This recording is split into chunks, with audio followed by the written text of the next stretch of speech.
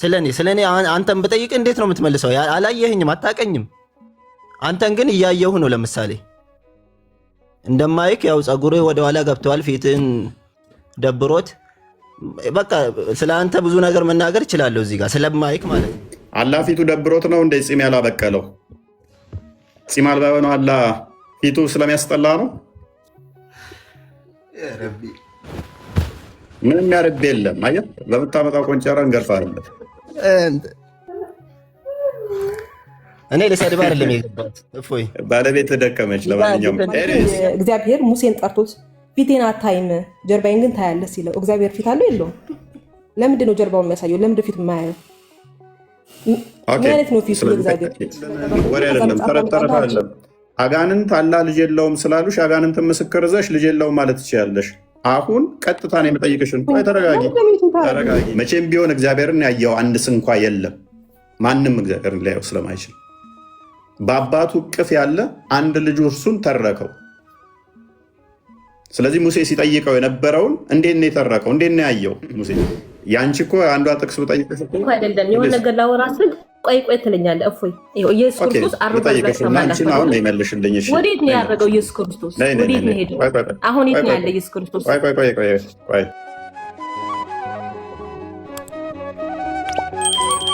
ለቅድሙ ቶፒክ እንመለስና የአላህ ፊት ጋር እንመለስና ሜሬም የአላህ ፊት የት ነው ያለው ብለሽ ነው የምታምኚው? አላህ ፊት ማለት አላህ ፊት አለው ብለሽ ታምኛለሽ? የአላህ ፊት ተብሎ አይሰማም ወይ? ኔትወርክሽ አይሰማም። የሰማ እሺ፣ አሁን ልቀጥል። የአላህ ፊት የት ነው ያለው ብለሽ ነው የምታምነው? እየተቆራረጥሽ ነው። የአላህ ፊት የት ነው ያለው ብለሽ ነው የምታምነው? እኔ ስለዚህ አይደለም አጀንዳዬ። አንድ አጀንዳ ንገረን፣ የአላህ ፊት የት እንደሆነ። ኖ እንደዛ አይደለም። እኔ ስለ አንተ ሃይማኖት ስለ ኢየሱስ ክርስቶስ ነው ማወቅ ፈልጌ ነው የመጣሁት። ጠይቃለህ። ቅድሚያ የአላህ ፊት የት ነው ብለህ ነው የምታምነው? እንደዛ አይደለም። ለእኔ ነው የምጠይቅህ። እኔ የመጣሁበት ስለ አንተ ሃይማኖት ጠይቅህ ነው እንጂ ስለ እኔ አይደለም እኮ። ትጠይቃለህ። ቅድሚያ አላህ ፊቱ የት ነው ያለው ብለህ ነው የምታምነው? አላውቅም። ኦኬ፣ ማን ነው የምታመልከው? ስለ እኔ አትጠይቀኝ። እኔ አላህን ነው የማመልከው። እኔ ስለ አንተ ሃይማኖት ነው ስለ ኢየሱስ ክርስቶስ ነው ልጠይቅህ የመጣሁት እንጂ ስለ እኔ ልጠይቀኝ አይደለም። አንተን ነው አንተ ልጅ እያስተማርክ አይደለ? ማወቅ ፈልጌ ነው ካንተ። እሺ፣ ተመልሻለሁ። ስታክ አድርጌ ነበር። ሰምተኛል? ኦኬ፣ የአላህ ፊት የት ነው ያለው ብለህ ነው የምታምነው? ጥያቄሽን መልሳለሁ። ኧረ ኡፌይ ተው፣ ጥያቄ ተቀበልተው። ስማ፣ እኔ የምጠይቅህ ስለ ኢየሱስ ክርስቶስ ነው የምጠይቅህ። እኔ ስለ አላህ አሁን አልጠይቀኝ አላልኩም። እኔ አንተ እያስተማርክ ነው። አንተ ልጠይቅህ ነው የመጣሁት እኔ እንጂ ልታስተምረኝ አስተምረኝ ብዬ እንትን አላልኩም። ምንድን ነው ጥያቄ? ለምንድን ነው እሱማ መልሰው? አምላክህን አላውቅም አልክ። ካላወቅህ ፊቱን ስትጠየቅ አይ ስለአንተ ብቻ ነው ስለ ራስህ አምላክ ምንም ማውራት አትፈልግም። እንደዚህ አሁን አይደለም። ስማ፣ ሴጣን ጆሮዎች ላይ እየሸና ነው እንደምመጪው። አንቺ ደግሞ አስተግፊሩላህ ለምን አልክ? ምክንያቱም ሴጣን ጆሮአችሁ ላይ ሸና የለ እንዴ? እኔ የምልህን አሁን መልስልኝ። የምጠይቅህ ጥያቄ ነው። እኔ ማወቅ ፈልጌ ነው አልኩህ አይደለ? ድምፅህ የሆነ ልጅ የሆነ ቪክ እሱን አይመስልም? አስተፍሩላ ሲል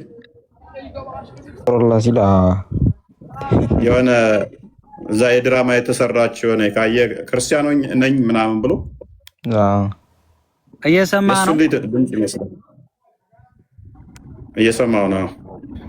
ለምጠይቅህ ጥያቄ እያስተማርክ ነው መልስልኝ ነው አልኩት። እኔ አሁን ለምጠይቅህ ጥያቄ ማለት ነው። ቀጥል። ኢየሱስ ክርስቶስ እኔ ፈጣሪ ነኝ አምልኩኝ ያለበትን ቦታ አሳየኝ እስኪ። ኦኬ፣ አላህ የምታመልከው እኔ ፈጣሪ ነኝ አምልኩኝ ብሎ ነው? አላህ የምታመልከው እኔ ፈጣሪ ነኝ አምልኩኝ ብሎ ነው?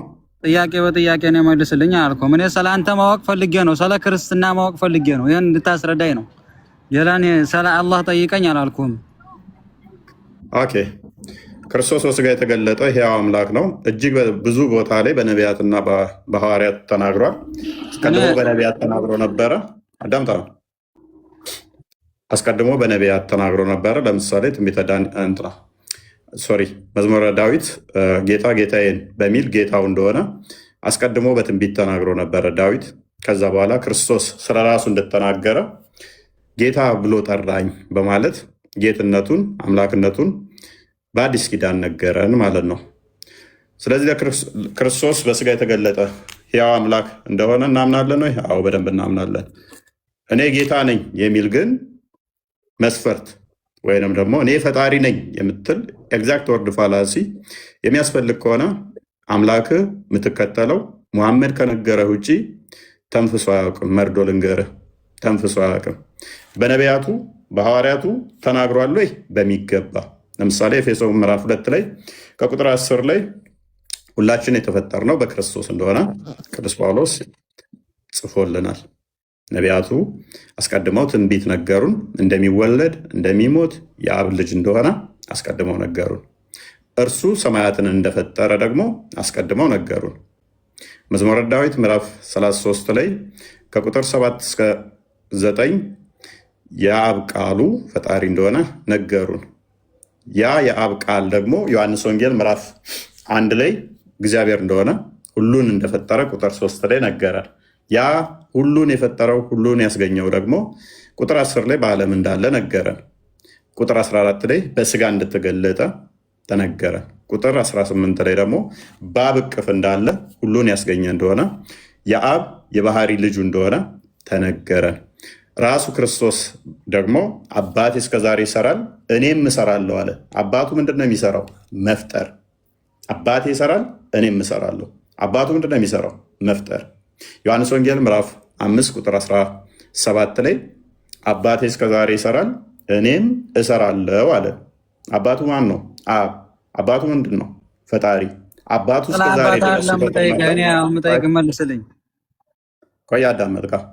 አባቴ እስከዛሬ ይሰራል እኔም እሰራለሁ ሲል ቁፋሮና እንደ አላህ ሌሊት ሌሊት መመላለስ አይደለም። አባቴ እስከዛሬ ይሰራል እኔም እሰራለሁ ሲል አባቴ ፈጥሯል፣ የፈጠረውን ይመግባል፣ ይንከባከባል፣ ይጠብቃል። እኔም ምን አደርጋል? እንደ አባቴ ፈጥሬያለሁ። አንዲት ፍቃድ፣ አንዲት ስልጣን፣ አንዲት አገዛዝ ስላለ ዓለማትን ሁሉ በፈጠረበት በልጁ ስለሚል ማለት ነው።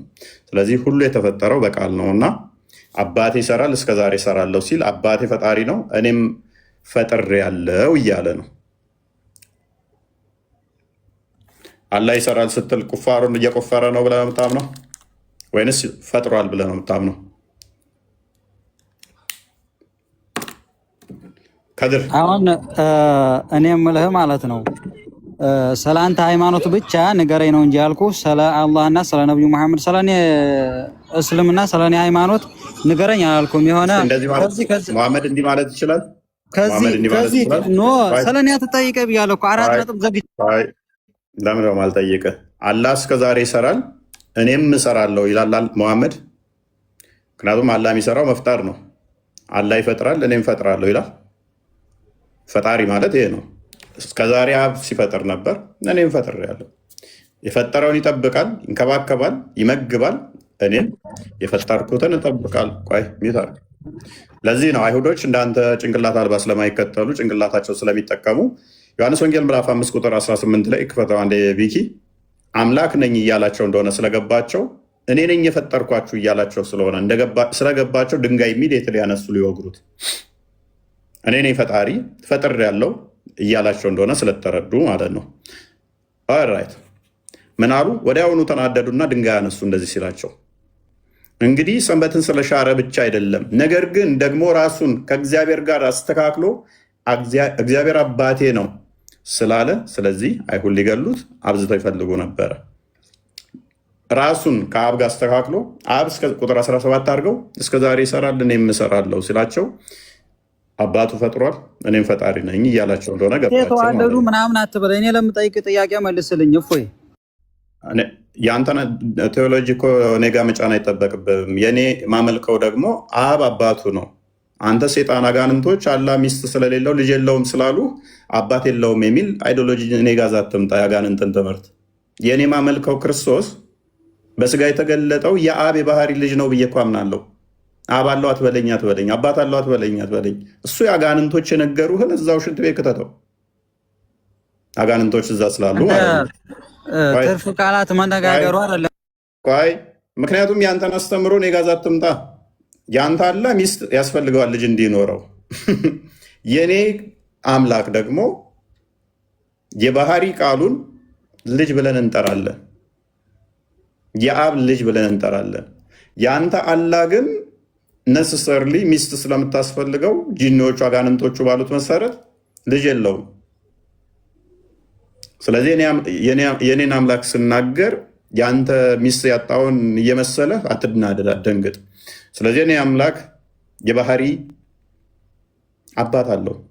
ኤግዛክት ወርድ የራስህን ብቻ ትናገር። እፎይ እኔ የምጠይቅህን ጥያቄ መልስልህ ብያለሁኝ። ስማ ኤግዛክት ወርድ ፋላሲ የምትጠቀም ከሆነ ለምን ትቆጣለህ? ክርስቶስ አባት አለኝ ብሏል። አባት አለው ለምን አትልም? ለምን ትረበሻለህ? ኤግዛክት ወርድ አይደል የምፈልገው? ይኸው አባቴ ብሏል። አባቱ በለስ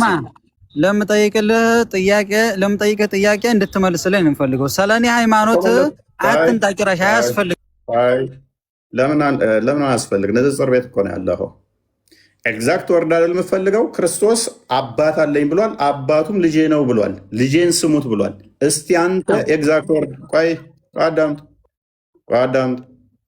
አባት አለው፣ አብ አባቱ ነው በልና መስክር። አባቱ እንደሚሰራ ልጁ ይሰራል በልና መስክር። እዚህ ጋር እንስማ። አሁን እየጠየኩህ አለ። ያው ተከፍቶላል ፊት ለፊት። ስማ እኔ አባት ተዋለዱ ምናምን አትበላይ። ለምጠይቅህ ጥያቄ መልስልኝ ነው አልኩህ። ጭንቅላት አልባ አካል ሄድና አምልክ። እዛ እግር እያመለክ ጭንቅላት ሊኖር አይችልም። ኤግዛክት ወርድ መፈልጉ ከሆነ ይኸው አባት አለው በልና ሲመስክር። ሜሬም ኢየሱስ አባት አለኝ ብሏል። አባት አለው ብለሽ ታምኛለሽ?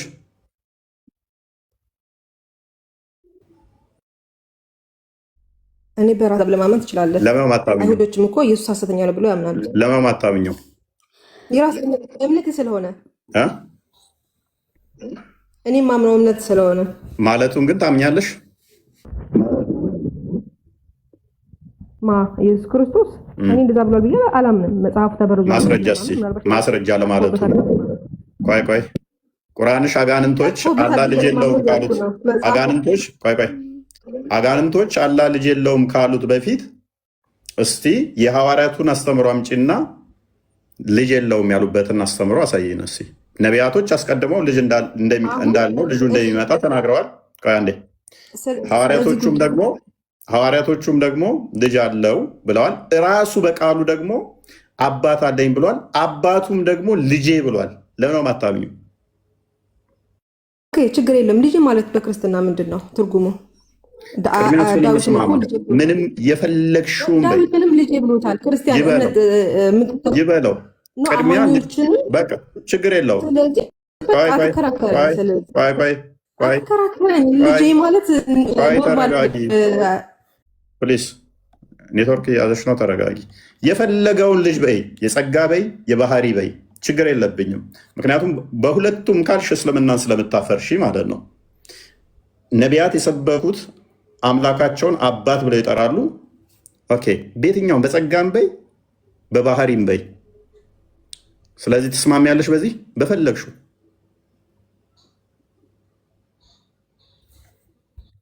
ነው። እኔ በክርስትና በመጽሐፍ ቅዱስ ላይ ልጄ የተባሉ ብዙ ሰዎች አሉ እና ኢየሱስ ክርስቶስ ልጄ ብሎታል ቢባልም በአንደኛ በኩል ሰዎች ቀጥፎበት ነው እንደዛ አልተባለም። ካት መጽሐፍ ቅዱስ ተበርዟል ብዬ ስለማምን ኦኬ ስማኝ። በሁለተኛ ነገር ደግሞ ማለት ነው አጋንንት የነገረሽን አስተምሮ ዘሽ ተቀጥፏላት በይ። አሁን ማስረጃ ታወጪና ተረጋጊ።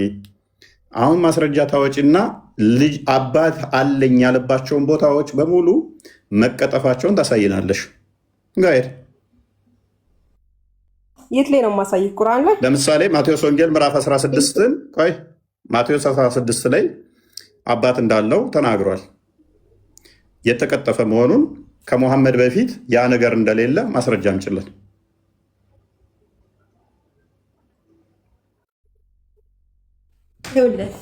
መጽሐፍቶች እኮ ተበርዘዋል። ማስረጃ እንችላለን። ወሬ አይደለም፣ ተረተረፈ አይደለም። አጋንንት አላህ ልጅ የለውም ስላሉሽ አጋንንትን ምስክር ይዘሽ ልጅ የለውም ማለት ትችያለሽ። አሁን ቀጥታ ነው የምጠይቅሽን። ቆይ ተረጋጊ።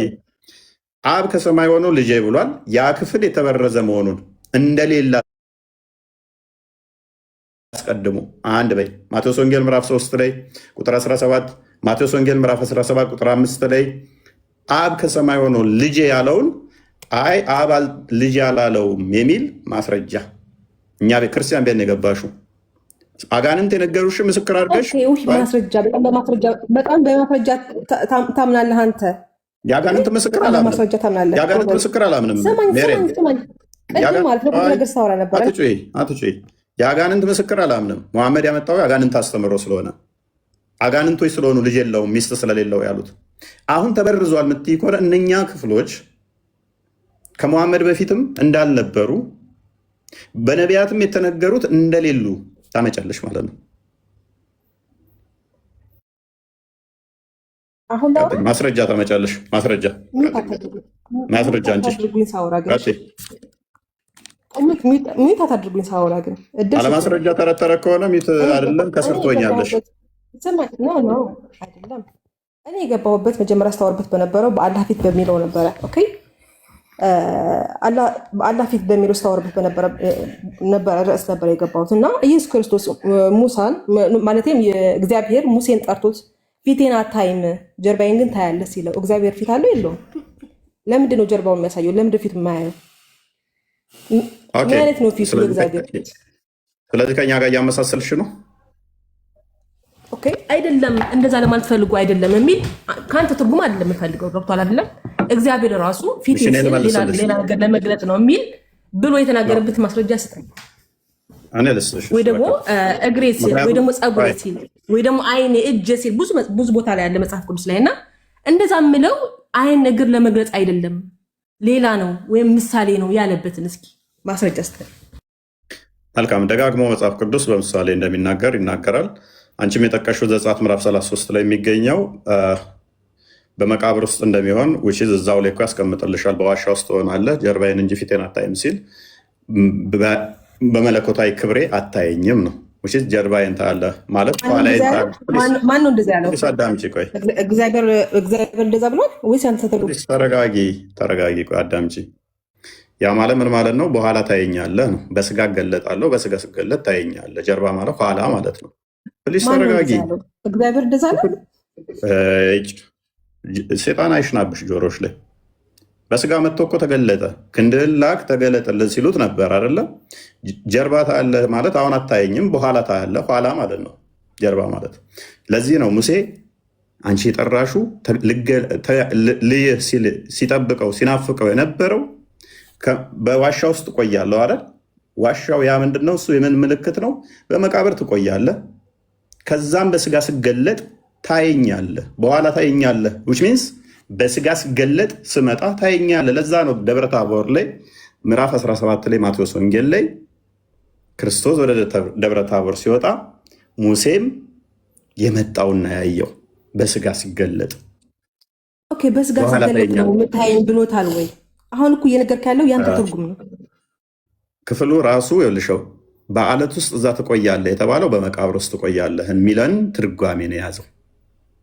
በአለት ውስጥ ግባ፣ በአለት ውስጥ ትቆያለህ፣ ጀርባዬን ታያለህ የሚለው በኋላ ታየኛለህ ነው። እኛ ትርጓሜ ያለን እኮ አዴ ሜሬም በትርጓሜ እንመራለን። እኛ ትርጓሜዎች እኮ ሰዎች ነው የተረጎሙት እንጂ እግዚአብሔር እኮ አይደለም።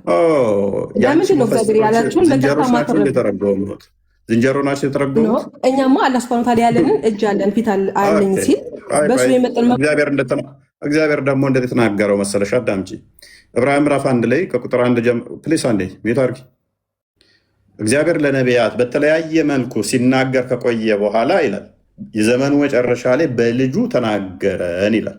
አስቀድሞ በተለያየ መንገድ ነበር ሲነግራቸው የነበረው፣ በተለያየ መንገድ። መጨረሻ ላይ ግን በማን ነገረን ይላል? በልጁ።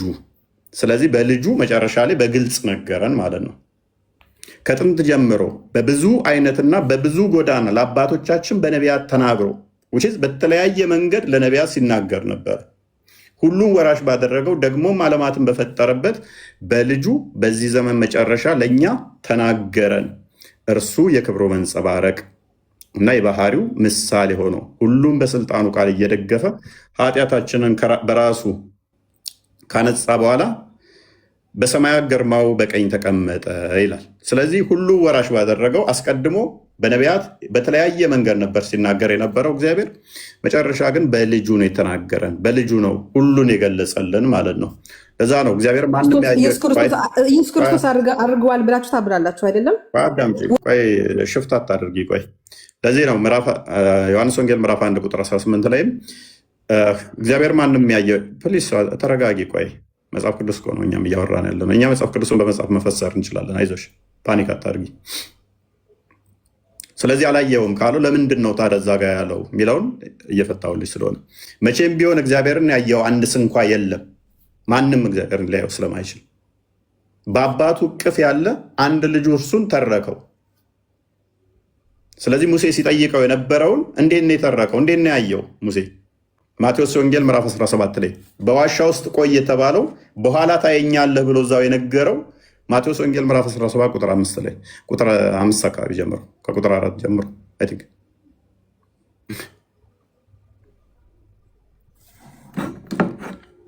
ዝቅ አድርገው። እርሱም ገና ሲናገር ነው ብሩህ ደመና ጋረዳቸው፣ እነሆም ከደመናው ለእርሱ ደስ የሚለኝ። ዝቅ አድርገው ቁጥር 3 ጀምሮ እነሆም ሙሴና ኤልያስ ከእርሱ ጋር ሲነጋገሩ ታዩአቸው።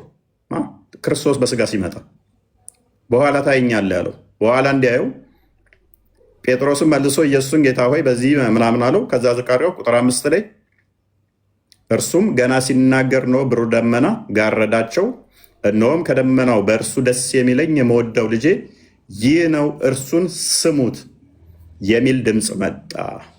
ስለዚህ በልጁ ተገለጠ ማለት ነው ለሙሴም። ቅድም እግዚአብሔርን ያየው የለም እያልክ ነበረ። ራእይ ላይ እግዚአብሔርን ያየው የለም? ራእይ ላይ አልታየም? ፀጉሩ እንደ ጥጥ ነጭ የሆነ ፀጉር ምናምን ብሎ የሚናገር ጥቅስ የለም? በባህሪያዊ መለኮቱ ማንም ያየው የለም።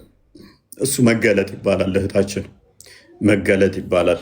በመገለጥ የተለያየ ላይ ለምሳሌ ኢሳያስ ምዕራፍ 6 ላይ፣ ኢሳያስ ምዕራፍ 66 ላይ የተለያየ ቦታ ላይ አስቀድሞ በስጋ እንደሚመጣ ክርስቶስ እኮ አይተዋል እኮ፣ ክብሩን አየ ይለዋል እኮ እዛው ቁጥር 14 ላይ ስትመለከች ዮሐንስ ወንጌል ምዕራፍ 1 ላይ አንድ ልጁ ከአባቱ ያለውን ክብር እንዳየን አየ ይላል አለ። ስለዚህ አስቀድመው ነቢያቶች በትንቢት ሲመለከቱት ነበረ፣ ክርስቶስን በስጋ እንደሚመጣም ሲያዩ ነበረ። በቀጥታ እያዩ አይደለም እያልከኝ ነው? ፀጉሩ እንደ ጥጥ የነፃ ምናምን እያለ እየገለጸ አላየውም ማለት እንዴት? ተረጋጊ፣ ቆይ። ትንቢተ ዳንኤል ምዕራፍ 7 ላይ ፀጉሩ ነጭ፣ እሱ ምንድነው? እሱ ዘመን አይቆጠርለትም በዘመናት ያሸመገለ የሚለውን እንትን ለማለት ነው። የሆነ ከዚህ ዘመን እዚህ ዘመን ማይባል የሚለውን ለማሳየት እንጂ ማነው እንደዛ ብሎ የሚተረጉምልህ ነው? አሁን እኮ በራስ ነው እየተረጉምክ ያለው። እፎይ፣ ኧረ በእናትሽ ተረጋጊ። ቆይ እስኪ ፓኒክ እያደረግሽ እኮ ነው። አሁን እኮ በመጽሐፍ ቅዱስ ነው በመጽሐፍ ቅዱስ የፈሰርኩልሽ ትርጓሜ ራሱ ሳላመጣ ማለት ነው። ያንቺ እኮ አንዷ ጥቅስ ብጠይቅሽ እኮ አይደለም የሆነ ነገር ላወራ ስል ቆይ ትለኛለህ። እፎይ፣ ኢየሱስ ክርስቶስ አርጓል ብለሽ አሁን ነው ይመልሽልኝ። እሺ፣ ወዴት ነው ያደረገው ኢየሱስ ክርስቶስ? ወዴት ነው ሄደው? አሁን የት ነው ያለ ኢየሱስ ክርስቶስ? ቆይ አላ ጭንቅላት አለው የለውም? አላ ጭንቅላት አለው የለውም? እየጠየኩ ነው መመለስ። አላ ጭንቅላት አለው የለውም? ኢየሱስ ክርስቶስ ወዴት ነው ሄደው? አረገ ማለት ነው። አሁን የት ነው ያለው? በምኑ ነው ያለው? አይ አምላክሽ ጭንቅላት አለው የለውም? ቀጥይ። አምላክሽ ጭንቅላት አለው ወይንስ ተረከዝ ብቻ ነው? ማይክሽን አንሺው። ይኸውልህ እግዚአብሔር ማለት ነው እግር አለኝ ይላል። ጭንቅላት አለው የለውም? መልካም የኔ መንፈስ ነው። ስለዚህ በመገለጥ የተነገሩት ለሱ አይነገሩ። በቃ እንደዚህ ፓኒክ አድርጌና ከስሩኝ በቃ ጭንቅላት አልባ ካልሽን አምልክ ይዛ ኤኒዌይስ ክርስቶስን ነው። ክርስቶስ በሁሉ የሞላ በሁሉ ያለ ነው። ማቴዎስ ወንጌል ምዕራፍ 28 ላይ ከቁጥር 19 እስከ 20 ሂዱ ወደ ዓለም ወንጌል እየሰበካችሁ በአብ በወልድ በመንፈስ ቅዱስ ስም እያጠመቃችሁ ደቀ መዛሙርት ያድርጓቸው፣ እኔ ከእናንተ ጋር እስከ ዓለም ፍጻሜ ያለሁ በማለት በሁሉ እንዳለ ነግሮናል ማለት ነው። ስለዚህ እሱ በሁሉ አለ። ዮሐንስ ወንጌል ምዕራፍ 3 ላይ ቁጥር 13 ላይ ከሰማይ ከወረደ በቀር ወደ ሰማይ የወጣ የለም፣ እርሱም በሰማይ የሚኖር የሰው ልጅ ነው ይላል። ስለዚህ በምድር እያለ እንኳን በሰማይ ነበረ። እርሱ በሁሉ ያለ በሁሉ የሞላ ነው። ዮሐንስ ወንጌል ምዕራፍ 1 ቁጥር 18 ላይ እግዚአብሔርን ያየው አንድስ እንኳን የለም፣ በአባቱ እቅፍ ያለ አንድያ ልጁ ተረከ ይላል። በአባቱ እቅፍ ያለ ከተባለ አብ ባለበት ሁሉ ወልድ አለ። አብ ደግሞ ቤት ነው ያለው ቢባል እንኳን መዝሙረ ዳዊት ምዕራፍ 139 ላይ ከቁጥር 7 እስከ 9 ወደ ላይ በወጣ አንተ በዛለህ፣ ወደ ታይ በወርድ አንተ በዛለህ፣ ክንፍ እንደ ርግብ አንስቼ ብበር አንተ በዛለህ ይላል። በሁሉ አብ አለ፣ በአብ ባለበት ሁሉ ደግሞ ወልድ አለ። ዮሐንስ ወንጌል ምዕራፍ 14 ቁጥር 11 ላይ እኔ በአብ እንዳለው አብም በእኔ እንዳለ አታምኑ ምን ይላል። ስለዚህ አብ ባለበት ሁሉ ወልድ አለ፣ ወልድ ባለበት ሁሉ አብ አለ ማለት ነው። አንዱ በአንዱ ህልው ስለሆኑ ስለዚህ የእኛ እንደናንተ የሆነ የተገደበ ጭንቅላት አልባ አካል ስለማናመልክ ጭንቅላታችሁን ለመጠቀም ሞክሩ።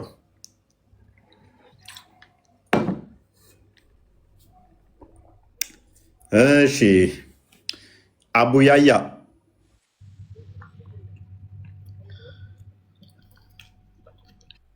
ወይ ሰላም ነው?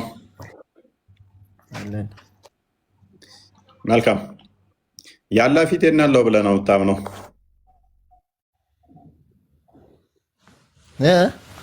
ያለ ፊቴን ያለው ራሱ ጋር የት ነው? ራሱ ጋር ጭንቅላቱ ጋር ከአርሽ በላይ ፊቱ ከአርሽ በላይ ነው የሚል ማስረጃ አለህ? ፊቱ አይደለም እሱ ከአርሽ በላይ ነው። እኔ ፊቱን ነው የጠየቅኩት። ለምን ነጣጥለህ ትጠይቃለህ አንተ? ተገጣጥሞ ነው ያለው?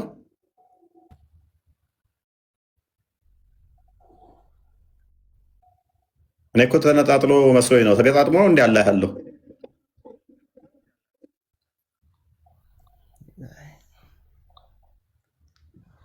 ወደ ነጥብ ግባ እስኪ። ይሄን ኧረ ሾክ ዶኝ ያለው አላህ ተገጣጥሞ ነው ያለው ወይንስ ተነጣጥሎ ነው ያለው? አላህ አንድ ነው፣ እንደናንተ ሶስት አይደለም። አሀ ተገጣጥሞ ነው ያለው? አንድ ነው እሱ። ምኑ ነው አንድ? እግሩ ነው እጁ? አንድ ነው እሱ። ሶስት አይደለም፣ ሁለት አይደለም። ምኑ ነው አንድ? በሁሉ ነገር አንድ ነው። በመፍጠር እጁ አንድ ነው? የለም እጁ አንድ ነው ወይ? እጁ አንድ ነው ማለት ለአላህ ሁለት እጅ ነው ያለው? አንድ ነው በሁሉ ነገር ብለህ ነበር እኮ። ታዲያ ለምንድን ነው ሁለት ነው የምትለኝ? አሁን ደግሞ መልሰህ ይሄ የህፃን ልጅ ጥያቄ እየጠየክ እኮ የህፃኑን ጥያቄ መልሰው እስኪ መልሰው። ምንም ማይረባ ጥያቄ ነው እየጠየክ ያለው። መልሰው አይደለህም አንተ። እንደ ዓለም ሙስሊሞች አይመልሱትም ይህን ጥያቄ። ኧረ እባክህ ምን ማለት ነው? አንተ አይደለህም ከሰላት ፊት ለፊት አላህ ፊት ለፊት አለ ከፍ አድርጌ ማለት ነው። አንተ ከመለስከው ይህንን ጥያቄ ከመለስከው እዚሁ ፊት አካውንቴን አቃጥዬ ንጽጽር አቆማለሁ። አንተ እኮ ስለ አምላክ ስትጠይቅ ልክ ራስህ እንደምዘባርቀው ሁሉም እንዲዘባርቅልህ ነው የምፈልገው። መልሰው አምላክህ ይሄን አካላቱን ስንት እንደሆነ እንዴት ስንት ብለህ እንደምቆጥር ያስረዳል። አላህ አንድ ነው፣ አላየነውም። ምኑ ነው አንድ? ምኑ ነው አንድ? በሁሉ ነገሩ አንድ ነው። በአካሉ እጁ አንድ ነው። እጁ አንድ ነው። ምን ማለት ነው አሁን ይሄ? ምን ማለት ነው? ይሄን ያህል ማሰብ አቅተዋል? አላቃተኝም። እንደኔ ደምረኸው ነው እጁንና እግሩን አንድ ብለህ የምቆጥረው?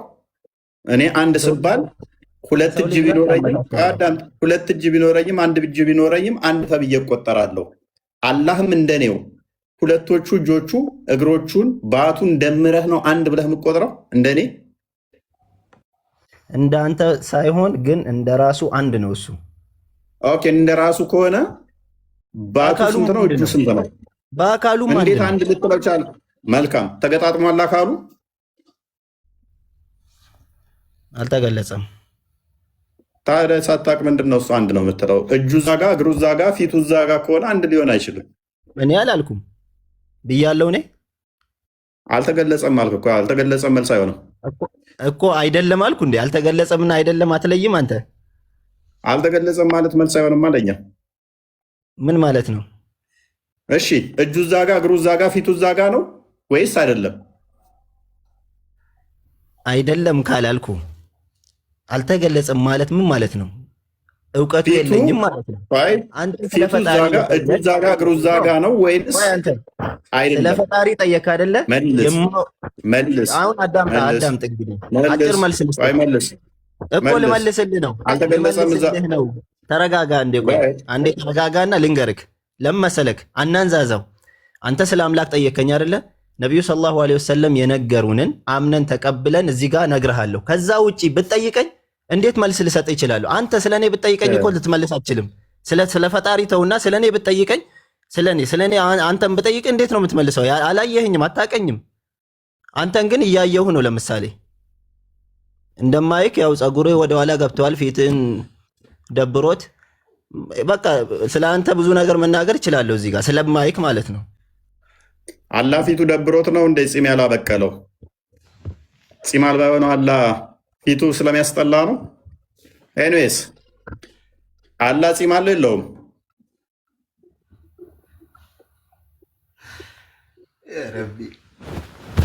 ምንም ያረብ የለም። አየህ በምታመጣው ቆንጨራ እንገርፋለን። ምንም አያስቅም።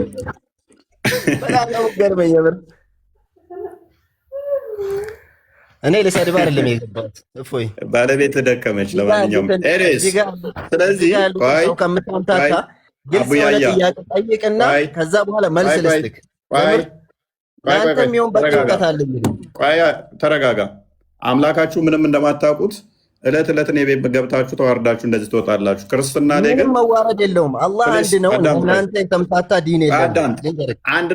አንድ ነው የሚለውን ኬት አመጣኸው? አንድ ነው አካሌ አንድ ነው ያለበት አለ። አላህ አንድ አካል ነው ያለኝ ያለበት አለ። እሱ በሁሉ ነገር አንድ ነው። ቁል ሁወ አላሁ አሐድ ብሎ በአካሌ አንድ ነኝ ያለበት አለ ወይ? አንድ ጥቅስ ልትሰጠኝ ትችላለህ? ከሐዲስም ሆነ ከቁርአን በአካል በዛቴ አንድ ነኝ ያለበት አለ? አንድ ነኝ ካለ ሁሉን ነገር ያጠቃላል። ይሄ ለአንተ የሚደበቅ ነገር አይደለም። ለአንተ የምትፈጥረው ማምታታት እንጂ ይሄ ከማንም የሚደበቅ ነገር አይደለም። ተረጋጋ። አላህ ምንም እኮ አንድ ነው ስትል ምኑን ቆጥረን አንድ ነው የምትለው? ምኑን? እኛ የባህሪ ህይወቱን ቆጥረን አንድ አካል አልን። እሺ ልቡን ቆጥረን ሁለት አልን። ሰው ስታስገቡ ማለት ነው። የባህሪ ልጁን ሰው ሚዩት አታርጉ። አንተም እያወራክ ነው አይደል? አትጩ። አምላክን አልተገለጸም ካልኩ በኋላ ምን ማታውቀውን አምላክ እየተከተልክ ምን ላውራበት እንጂ ምላሴ ላትቁ። ለማታውቀው አምላክማ እንደዚህ ፓኒክ አታደርግለት። ምን ይሰራላል? ማታውቀው አምላክ ነው። እሺ ልፍቀድልህና እስቲ አቡያያ እኔ ፈቀድኩልህ። 5 ደቂቃ ፈቅድልሃለሁ ስለ አምላክ እንድትሰብከን። እንደውም አልወለደም አልተወለደም ቢጤ አምሳያ የለውም ሁሉም ፈጣሪ ነው ከሚለው ውጭ ስለ አምላክህ ባህሪያ ስለ አካላቶቹ አብራራ። እስኪ 5 ደቂቃ ሰጥቻለሁ። አልሐምዱሊላህ ወሰላቱ ወሰላሙ ዐላ ረሱሊላህ ሰለላሁ ዐለይሂ ወሰለም። 5 ደቂቃ ተሰጥቶኛል። እዚህ ላይ ያልኩህን ካልክ ግን ጣልቃ ገባብሃለሁኝ። ምን አለ? ይሄ ቢጤ አምሳያ የለውም አልወለደም አልተወለደም ሁሉም ፈጠረ ከሚለው ውጭ ስለ አካሉ ባህሪ አብራራ። ያው እንግዲህ ተመቸህም አልተመቸህም ስለኛ ዲን አጠር አድርጌ እነግርሃለሁ። ከዛ በኋላ የፈለከውን ጠይቅ። ቀጥል። እኛ ስለ አላህ ስናወራ ለአላህ ስምና ባህሪያት እንዳለው እናምናለን። ለሱ ያሉትን ነገሮች ደግሞ እንደመጡት እንቀበላለን። ይህን ስንል 3 ነገሮች በውስጡ ይዛል። አንደኛ አላህ ለራሱ የተናገረው አለኝ ብሎ የተናገረውን ነገር እናጸድቃለን። ሁለተኛ ነብዩ አለው ብሎ የተናገሩትን ወይም ደግሞ በሐዲስ ውስጥ ሰሒህ በሆኑ ሐዲሶች መጥቶ የጸደቁትን እናጸድቃለን። አንድ ይሄ ነው። በአጠቃላይ የጸደቀውን እናጸድቃለን ማለት ነው። ሁለተኛ ቁርአን ወይም ነብዩ ሰለላሁ ዐለይሂ ወሰለም በሐዲሳቸው ውስጥ ለአላህ የለውም ወይም ደግሞ አይገባውም ብለው ያብራሩትን ማንኛውንም ስምም ይሁን ባህሪ እኛም አይገባውም ብለን ከሱ ላይ እናጠፋለን ማለት ነው። ይሄ ሁለተኛው ነው። ሶስተኛ ደግሞ ያልተነገረውን አለውም የለውም ተብሎ ያልመጣውን ደግሞ ቆም ብለን እዛው እንቀራለን። ምክንያቱም ስለማናውቀው ነገር አናወራም። እንደ ምሳሌ እንውሰድ። ነብዩ ሰለላሁ ዐለይሂ ወሰለም በሐዲስ ውስጥ አላህ እግር እንዳለው ተናግረዋል። ጀሃነም ላይ እግሩን ያደርጋል። ከዚያም ጀሃነም ትተጣጠፋለች፣ በቃኝ በቃኝ ትላለች። خلاص ሐዲሱ እግር እንዳለው አጽድቆልናል፣ እኛም እናጸድቃለን። እንዴት? ለሱ እንደሚገባው። ለምን? እኔም መሳይ የለም ብሏልና ማለት ነው። አለው ስላላችሁ መመሳሰልን ግን ግዴታ የምታደርጉ ከሆነ ስለ ፈጣሪ ተውትና ስለ ፍጡር እናውራ ከተባለ የማንም እግር አይመሳሰልም። የሰው ልጅ እግር እንኳን አይመሳሰልም። አልፎ ተርፎ ደግሞ ከሌላ ፍጡር ጋር እንኳን ብናመሳሰለው ሰማይና ምድር ነው። አለቀ። ስለ ፈጣሪ ለማመሳሰል ከደፈራችሁ ይህ የናንተ የጭንቅላት ዝግመት እንጂ ሌላ ምንም ሊሆን አይችልም። ስድብ አይደለም። ከተረዳችሁ ተረዱት ብዬ የፍጡር አይመሳሰልም ማለት ችግር የለውም ማለት ነው ወንድሜ። አይመሳሰልም ማለት ችግር የለውም ማለት ነው። 5 ደቂቃ ተሰጥቶኛል። በዛው እንድትመልሰው በኋላ መጠየቅ ትችላለህ። የፍጡር ካልተመሳሰለ ከፈጣሪ ጋር ለማመሳሰል ከደፈራችሁ ይህ የእናንተ ችግር ነው ማለት ነው ባጭሩ። ሁለተኛ ላይ አላህ የለውም ተብሎ የመጡ ብዙ አይነት ነገራቶች አሉ። አላህ እንቅልፍ አይዘውም፣ አያንገላጃም፣ ለሱ ረሃብም ሆነ ሞት እንደማይነካው ብዙ አይነት ባህሪያቶች ከአላህ ላይ ዜሮ ተደርገው ተጥለዋል። እነዚህን እኛም እንደዚያው ከሱ ላይ ዞር እናደርጋለን። ስለማይመጥነው ስለማይገባው ልጅና ሚስት የለውም፣ አይመጥነውም፣ ስለማይመጥነው ስለማያስፈልገው ሚስት ስለሌለው የተባለው ውሸት ነው። በማርያም ምዕራፍ ውስጥ በራሱ ወማ የንበጊ ሊረሕማን አን የተኺዘ ወለደን ይላል። ለጌታ ለአላህ ልጅን መያዝ አይገባውም ይላል። ሚስት ስለሌለው አይደለም፣ ውሸት ነው። ይሄን ያዙልኝ። ሶስተኛ ላይ ይሄ ነው አለውም የለውም ያልተባለን ነገር አንዘላብድም። ለምሳሌ አልጨረስኩም፣ 5 ደቂቃ የገና ነው። ኖ መታገስ አያስፈልግም። 5 ደቂቃ የሰጠኝ አንተ ነህ እኮ። ሶስተኛዋ አጭር ናት። የለውም አለውም የተባለውን ነገር ባጭሩ ማለት ነው። ጆሮ ለምሳሌ አላህ ይሰማልን ብለን እናምናለን። ግን ጆሮ አለው ወይ የለውም ብለህ ብትጠይቀኝ አልተገለጸም። ምንም አናፍርበትም። ምክንያቱም ስለማናውቀው ነገር ስለ አላህ ያው ስለ ሰው ልጅ እንኳን ማውራት እኮ ነውር ነው። እንዴት ነው ስለ ፈጣሪ ደፍራችሁ የምታወሩት? እኛንስ እንድናወራ የምትጠብቁት? خلاص አልተገለጸም፣ አናፍርበትም። ይህ ነው የኛ ዲን። ከተቀበላችሁ ተቀበሉ፣ ካልተቀበላችሁ ደግሞ አላህ ይምራችሁ። ይህ ነው። ውልቅ ብሎ ሄደ አልተገለጸም ብሎ ይመች። ኤኒዌይስ ዘሆል እናፍርስበት። በደንብ አስተውሉ። ፐርሚሴንስ በመጀመሪያ ምን ብዬ ነግሬዋለሁ? ያልወለደም አልተወለደም አምሳያ የለውም ከሚለው ውጭ ይውጣና ስለ አላህ አካላት ባህሪ ነበር አውራ ያልኩት። 80-90% የገደለው ምን በሚል ነው? አይመስልም በሚል ነው የገደለው። የኔ አስቀድሜ ስነግረው ግን ምን ብዬ ነው? አምሳያ ቢጤ የለውም የሚለውን ተውና አልወለደም አልተወለደም የሚለውን ተውና ስለ አላህ አካላቱ ባህሪ አውራ ነበረ ያልኩት። አስተውላችኋል? ደቂቃውን አብዛኛውን የገደለው አምሳያ የለውም በሚል ነው። እግር አለው አይመስልም። የኛ ዘገምት ናቸው። የሰው እግር ራሱ አይመሳሰልም ማለት እንጂ መጨረሻ ላይ እኮ የሰው እግር ራሱ አይመሳሰልም እንደዚህ ካላችሁ ዘገምት ናችሁ ማለት ነው እያለ የራሱ እያመሳሰለ አይመስልም በሚል ነበር ሰዓቱን የገደለው። እኔ ግን ገና ስሰጠው ደቂቃውን ብዬ ነው ይህ አይመስልም ይመስላል የሚለውን ተውና ስለ አላህ ራሱ አውራ ሲ ነበር። ከዚች ውጭ መውጣት ስለማይችሉ ስለማቅ። ሁለተኛ አልወልድም አልተወለደም እሱ ጥያቄ አይደለም ብየው ነበር። ሲመጣስ ሚስት የለውም ሚስት ሳይኖረው ምናምን የምትሉት ውሸት ነው ምናምን ብሎ አልወለደም አልተወለደም የምትሉት እንደዚህ ብሏል ምናምን ያወራው እዚህ ላይ ነው። እኔ አላልኩትም። ይሄ ጥያቄም አልነበረም። እነኚህ ጥያቄ አይደሉም ባልኩት ላይ ምላሽ የሰጠው እነኚህ ላይ ነው። ለዚህ ነው አምላካቸውን አያውቁም የምንላችሁ። በሶስተኛ ደረጃ አለው ብሎ ካነሳው አንዱ እግር ነው። እግር አለው አላህ እግሩን ገሃነም ላይ ሲጭን በገሃነም ውስጥ እግሩን ሲያስገባ ምን ትሆናለች? ገሃነም ትጨረማመታለች አለ። ስለዚህ ፊዚካል ቢንግ ነው አላህ ፍጡር መሆኑን መስክሮ ወጣ ማለት ነው። ሲረግጥ ፕሬዠር አሳርፎ ሌላውን ማጨራመት የሚችል ከሆነ ግዑዝ ነገር ነው አላህ እግሩ ማለት።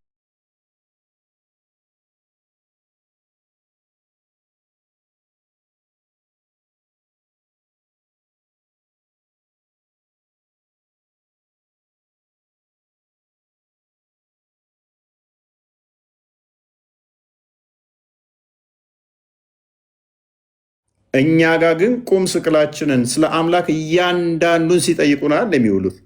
እነሱ ጋር ሲጠየቁ ማነህ አንተ እንዴት ብደፍር ነው ስለ አምላክ ጠይቀ ዲቴል የምትጠይቁት ይሉሃል። አንተ ጋር ሲሆን ግን እያንዳንዱ መጠየቅ ኤግዛክት ወርድ ፋላሲ ይፈልጋሉ። አንተ ጋር ሲሆን ቃል በቃል እንዲህ ካልሆነ ይሉሃል። እነሱ ጋር ሲሆንስ ካልተገለጠ ዝም እንላለን።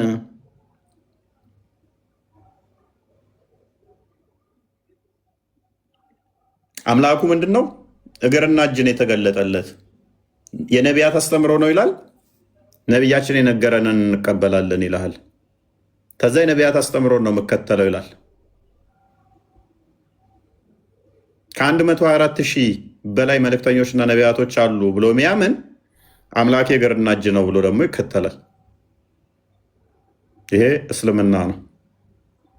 የነቢያት አስተምሮ ነው የምከተለው ብሎ የተገለጠለት ግን ባትና እግር ነው፣ ከዛ እጅ ነው። ይሄ እስልምና ችግር ነው፣ የኛ ችግር ሳይሆን ማለት ነው። እና እንደዚህ አይነት ግራ የተጋባ ሃይማኖት በዘራችሁ ማያደርስ።